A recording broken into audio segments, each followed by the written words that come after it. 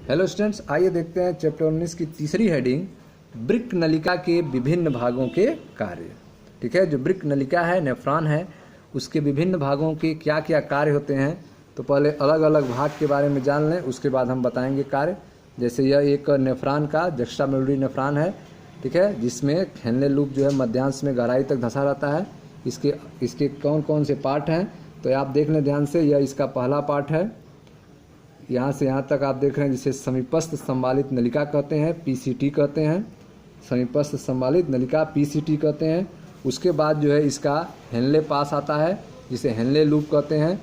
एक नीचे की तरफ जा रहा है, जिसे हेनले पास का आरोही भुजा कहते हैं, और ऊपर जाता है इसे हेनले पास का, ठीक है, आरोही भुजा कहते हैं। जो नीचे आता है उसे हेनले पास का अवरोही भुजा कहते हैं। तो यह हेनले पास का, हेनले लूप का अवरोही भुजा है, और यह हेनले पास का आरोही भुजा है जो ऊपर की ओर जा रहा है। ठीक है, तो यह हेनले लूप हो गया आपका। उसके बाद आता है दूरस्थ संवालित नलिका, तो यह है आपकी दूरस्थ संवालित नलिका। ठीक है, और फिर आता है आपका यह संग्रह नलिका, कलेक्टिंग ट्यूब्यूल।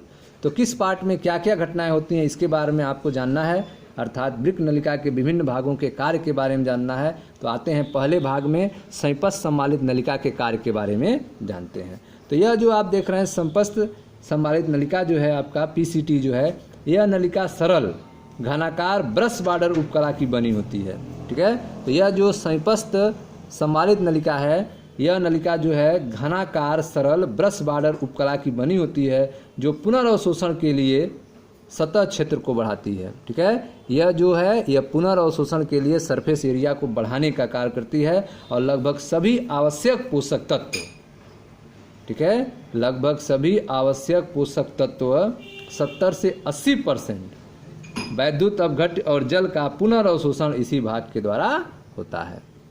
ठीक है, इसी भाग के द्वारा पुनर्अवशोषण होता है। किसके द्वारा? समीपस्थ संवालित नलिका के द्वारा। ठीक है, तो पहला है आपका पीसीटी, समीपस्थ संवालित नलिका। यह नलिका सरल घनाकार, यह नलिका कैसी होती है? यह नलिका सरल घनाकार ब्रश बॉर्डर उपकला से बनी, यह नलिका सरल घनाकार ब्रश बॉर्डर उपकला से बनी होती है, जो पुनर्अवशोषण के लिए सतह क्षेत्र को बढ़ाती है। ठीक है, लगभग सभी आवश्यक पोषक तत्व 70 से 80% वैद्युत अपघट्य और जल का पुनर्अवशोषण इसी भाग के द्वारा होता है। ठीक है, तो लगभग सभी आवश्यक पोषक तत्व और 70 से 80% वैद्युत अपघट्य और जल का पुनर्अवशोषण जो है इसी समीपस्थ संवालित नलिका के द्वारा होता है। समीपस्थ संवालित नलिका जो है यह शारीरिक तरलों के पीएच तथा आयनीय संतुलन को इससे बनाए रखने के लिए हाइड्रोजन आयन, अमोनिया और पोटेशियम आयन का निस्यंदन में श्रवण और बाइकार्बोनेट का पुनर्अवशोषण करती हैं। ठीक है, तो आप देख रहे हैं कि यह जो समीपस्थ संवालित नलिका है वह शारीरिक तरलों के पीएच तथा आयनीय संतुलन को बनाए रखने के लिए हाइड्रोजन आयन, अमोनिया और पोटेशियम आयनों का निस्यंदन में, ठीक है, निस्यंद में श्रवण तथा SCO3- का पुनर्अवशोषण करती है। ठीक है, तो पीएच और आयनीय संतुलन को बनाए रखने के लिए यह किसका निस्यंद में श्रवण करती है? हाइड्रोजन आयन, अमोनिया और पोटेशियम आयन का निस्यंद में श्रवण करती है, जबकि बाइकार्बोनेट का SCO3- का पुनर्अवशोषण करती है। ठीक है, तो आप पढ़ रहे हैं वृक्क नलिका के विभिन्न भागों के कार्य के बारे में। तो वृक्क नलिका के पहले भाग के कार्य के बारे में आपको बताया जा रहा है, समीपस्थ संवालित नलिका के बारे में बताया जा रहा है, पीसीटी के बारे में। इसमें आपको बताया गया कि यह नलिका जो है वह सरल घनाकार ब्रश बॉर्डर उपकला की बनी होती है, जो पुनर्अवशोषण के लिए सतह क्षेत्र को बढ़ाती है। लगभग सभी आवश्यक पोषक तत्व 70 से 80% विद्युत अपघट्य और जल का पुनर्अवशोषण इसी भाग के द्वारा होता है। समीपस्थ संवालित नलिका जो है शारीरिक तरल के पीएच आयन संतुलन को इससे बनाए रखने के लिए, ठीक है, शरीर तरलों के पीएच और आयनीय संतुलन को इससे बनाए रखने के लिए हाइड्रोजन आयन, अमोनिया और पोटेशियम आयनों का निस्यंद में श्रवण और SCO3- का पुनर्अवशोषण करती है। ठीक है, अगला जो होता है ब्रिक नलिका का पार्ट वह होता है हेनले लूप। ठीक है, इसके दो भाग होते हैं, एक होता है अवरोही भुजा और एक होती है आरोही भुजा। ठीक है, तो हेनले लूप आरोही भुजा में न्यूनतम पुनर्अवशोषण होता है। आरोही भुजा जो है उसमें न्यूनतम पुनर्अवशोषण होता है। यह भाग मध्यांश में उच्च अंतराकाशी तरल की प्रासरणता के नियमन में महत्वपूर्ण भूमिका निभाता है। ठीक है, तो यह जो भाग है आरोही भुजा में न्यूनतम पुनर्अवशोषण होता है और यह भाग जो है मध्यांश में मेडुला में उच्च अंतराकाशी तरल की परासरणता के नियमन में महत्वपूर्ण भूमिका निभाता है। हेनले लूप की अवरोही भुजा जल के लिए अपारगम्य होती है। हेनले लूप की जो अवरोही भुजा होती है वह जल के लिए अपारगम्य होती है, परंतु विद्युत अपघट्ट के लिए सक्रियता से या धीरे धीरे पारगम्य होती है। ठीक है, तो हेनले लूप की जो आरोही भुजा होती है वह जल के लिए अपारगम्य होती है, लेकिन यह विद्युत अपघट्ट के लिए सक्रियता से या धीरे धीरे पारगम्य होती है। यह नीचे की ओर जाते हुए निस्यंद को सांद्र करती है। तो जैसे जैसे निस्यंद नीचे जाता है वैसे वैसे यह उसको क्या करती है, कंसंट्रेट करती है, सांद्र करती है। यह नीचे की ओर जाते हुए निस्यंद को सांद्र करती है। आरोही भुजा जल के लिए अपारगम्य होती है। आरोही भुजा जो है वह जल के लिए अपारगम्य होती है, लेकिन वैद्युत अपघट्ट का अवशोषण सक्रिय या निष्क्रिय रूप से करती है।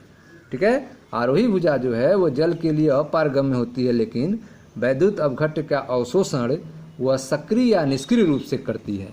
जैसे जैसे सांद्र, ठीक है, जैसे जैसे सांद्र निस्यंद ऊपर की ओर आता है, जैसे जैसे सांद्र निस्यंद ऊपर की ओर जाता है वैसे वैसे वैद्युत अपघट्ट के मध्यांश तरल में जाने से निस्यंद तनु हो जाता है, डाइल्यूट हो जाता है। ठीक है, तो जैसे जैसे सांद्र निस्यंद ऊपर की ओर जाता है वैसे वैसे वैद्युत अपघट्ट के मध्यांश तरल में जाने से निस्यंद जो है सांद्र से डाइल्यूट हो जाता है, तनु हो जाता है। ठीक है, आप पढ़ रहे हैं ब्रिक नलिका के विभिन्न भागों के कार्य। ठीक है, आपको बताया जा रहा है हेनले लूप के क्या कार्य हैं। तो आपको बताया गया कि आरोही भुजा में न्यूनतम पुनर्अवशोषण होता है और यह भाग मध्यांश में उच्च अंतराकाशी तरल की प्रासरणता के नियमन में महत्वपूर्ण भूमिका निभाता है। हेनले लूप की आरोही भुजा जो है वह जल के लिए अपारगम्य होती है, परंतु वैद्युत अपघट्ट के लिए सक्रियता से या फिर धीरे धीरे पारगम्य होती है। यह नीचे की ओर जाते हुए निस्यंद को सांद्र करती है। आरोही भुजा जल के लिए अपारगम्य होता है, लेकिन विद्युत अपघट्ट का अवशोषण सक्रिय या निष्क्रिय रूप से करता है। जैसे जैसे सांद्र निस्यंद ऊपर की ओर जाता है वैसे वैसे वैद्युत अपघट्ट के मध्यांश तरल में जाने से निस्यंद तनु हो जाता है। ठीक है, तो यह है हेनले लूप के बारे में। अब देखते हैं दूरस्थ संवालित नलिका DCT के बारे में, इसमें क्या होता है। तो दूरस्थ संवालित नलिका DCT विशिष्ट परिस्थितियों में, इसमें जो है विशिष्ट परिस्थितियों में सोडियम आयन और जल का कुछ पुनर्अवशोषण इस भाग में होता है। ठीक है, तो DCT में विशिष्ट परिस्थितियों में सोडियम और जल का कुछ पुनर्अवशोषण इस भाग में होता है। दूरस्थ संवालित नलिका रक्त में सोडियम पोटेशियम का संतुलन तथा pH बनाए रखने के लिए बाइकार्बोनेट का पुनर्अवशोषण और हाइड्रोजन, पोटेशियम और अमोनिया का चयनात्मक श्रवण करती है। ठीक है, तो यह जो आपका DCT है, दूरस्थ संवालित नलिका है, यह विशिष्ट परिस्थिति में सोडियम और जल का कुछ पुनर्अवशोषण इस भाग के द्वारा होता है। दूरस्थ संवालित नलिका रक्त में सोडियम पोटेशियम का संतुलन और pH बनाए रखने के लिए बाइकार्बोनेट का पुनर्अवशोषण करती है और हाइड्रोजन, पोटेशियम और अमोनिया का चयनात्मक श्रवण करती है। ठीक है, तो यह दूरस्थ संवालित नलिका का वर्क होता है। फिर आता है आपका संग्रह नलिका। संग्रह नलिका में क्या होता है, तो संग्रह नलिका जो है यह लंबी नलिका वृक्क के बलकुट से मध्यांश के आंतरिक भाग तक फैली रहती है। संग्रह नलिका जो है लंबी नलिका होती है जो वृक्क के बलकुट से मध्यांश के आंतरिक भाग तक फैली रहती है। मूत्र को आवश्यकतानुसार सांद्र करने के लिए जल का बड़ा हिस्सा इस भाग में अवशोषित किया जाता है। ठीक है, तो मूत्र को आवश्यकतानुसार सांद्र करने के लिए जल का बड़ा हिस्सा जो है इस भाग में अवशोषित किया जाता है। यह भाग मध्यांश की अंतराकाशी, यह भाग जो है मध्यांश की अंतराकाशी की प्रासरणता को बनाए रखने के लिए यूरिया के कुछ भाग को वृक्क मध्यांश तक ले जाता है। ठीक है, तो आप देख रहे हैं यूरिया का कुछ भाग जो है वृक्क मध्यांश तक पहुंचता है, जिसके कारण यह जो है अंतराकाशी की परासरता को बनाए रखता है। यह पीएच के नियमन तथा हाइड्रोजन पोटेशियम आयनों के चयनात्मक श्रवण द्वारा रक्त में आयनों का संतुलन बनाए रखने में भी महत्वपूर्ण भूमिका निभाता है। ठीक है, आप पढ़ रहे हैं वृक्क नलिका के विभिन्न भागों के कार्य के बारे में, तो आपको बताया जा रहा है वृक्क नलिका के विभिन्न भागों के कार्य के बारे में। तो पहला जो आपको बताया गया वह था आपका समीपस्थ संवालित नलिका, जिसमें पोषक पदार्थों का अवशोषण आप देख रहे हैं, इसमें जो है अधिक मात्रा में होता है। 70 से 80% वैद्युत अपघट्य और जल पुनर्अवशोषण इसी भागों के द्वारा होता है। ठीक है, उसके बाद जो आपका हेनले लूप आता है और फिर आता है दूरस्थ संवालित नलिका और लास्ट में संग्राहक नलिका। ठीक है, ये 4 भाग हैं, चारों के अलग अलग वर्क होते हैं।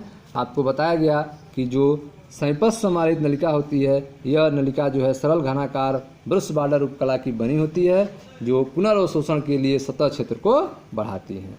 लगभग सभी आवश्यक पोषक तत्व 70 से 80% जो हैं विद्युत अपघट्य और जल का पुनर्अवशोषण इसी भाग के द्वारा होता है। समीपस्थ संवालित नलिका जो है शारीरिक तरलों के पीएच और आयनों के संतुलन को इससे बनाए रखने के लिए हाइड्रोजन आयन, अमोनिया और पोटेशियम आयन का निस्यंद में श्रवण और बाइकार्बोनेट का पुनर्अवशोषण करती है। फिर हेनले लूप आता है, तो आरोही भुजा में न्यूनतम पुनर्अवशोषण होता है। यह भाग मध्यांश में उच्च अंतराली तरल, यह भाग जो है मध्यांश में उच्च अंतराकाशी तरल की परासरता के नियमन में महत्वपूर्ण भूमिका निभाता है। हेनले लूप की अवरोही भुजा जो है वह जल के लिए अपारगम्य होती है, परंतु वैद्युत अपघट्य की सक्रियता से या धीरे धीरे पारगम्य होती है।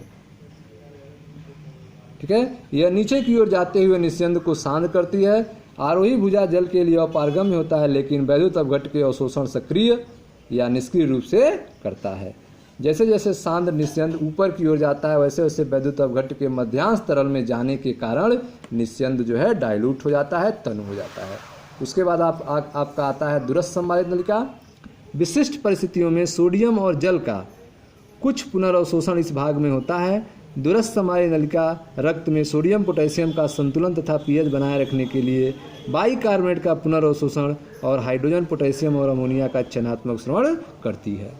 ठीक है, फिर संग्रह नलिका, यह लंबी नलिका वृक्क के बलकुट के से मध्यांश की आंतरिक भाग तक फैली रहती है। मूत्र को आवश्यकता अनुसार सांद्र करने के लिए, ठीक है, मूत्र को आवश्यकता अनुसार सांद्र करने के लिए जल का बड़ा हिस्सा इस भाग में अवशोषित किया जाता है। यह भाग जो है मध्यांश के अंतराकाशी की परासरता को बनाए रखने के लिए यूरिया के कुछ भाग को वृक्क मध्यांश तक ले जाता है। यह पीएच के नियमन और हाइड्रोजन पोटेशियम आयन के चयनात्मक श्रवण द्वारा रक्त में आयनों के संतुलन को बनाए रखने में महत्वपूर्ण भूमिका निभाता है। चित्र 19.5 इसमें आप देख सकते हैं, यह आपका समीपस्थ संवालित नलिका है।